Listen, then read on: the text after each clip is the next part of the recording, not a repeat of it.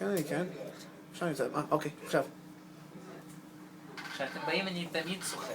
שנייה, מה הכי מצחיק בזה שבן אדם מגיע בבוקר בלי טאג, ואתה צריך אחרי זה לבקש ממנו טאג, ואין לו טאג? אתה, קודם כל, היום הגעת עם טאג. כן, אבל אין לי כוח להוציא אותו. זה לא פה, זה פה. הוא צוחק כבר, תראה, הוא מסתכל על עכשיו הוא הפרצוף לא שלך, צוחק. הוא צוחק. לא, תסתכל עליו ותצחק. מה אתה? למה אתה לא צוחק? תצחק, הוא רציני מדי. עוד פעם? הוא המנהל, הוא קשוח. אתה קשוח? קשוח, כן. בסדר. מה אתה עושה בעיתון? הוא עושה את ה... תביא את ההורוסקופ, תראה לי הורוסקופ רק. מאזניים. היום מביא אופטימיות, מצב רוח טוב ותחושת שחרור. איזה אתם? מה אתם? תשתחררו. מה אתה? איזה... אתה מאזניים? ומה אתה? אז תשתחרר, תצחק. הקרב, תקראי לו הקרב. הקרב. הירח במזלכם ואתם חשים התחזקות ועלייה באנרגיות. ככה שהקרב זה מזל מאוד בעייתי, הם נחשים. הכי סקסי.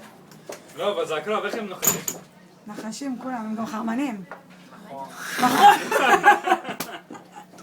למה אתה... אבל עם האוזניים יכולים הכי טוב לנהג. לעשות עומק. הכי טוב... טוב, בסדר. לא יודע, לא נתקלתי עוד במאזניים שיודעת לענג.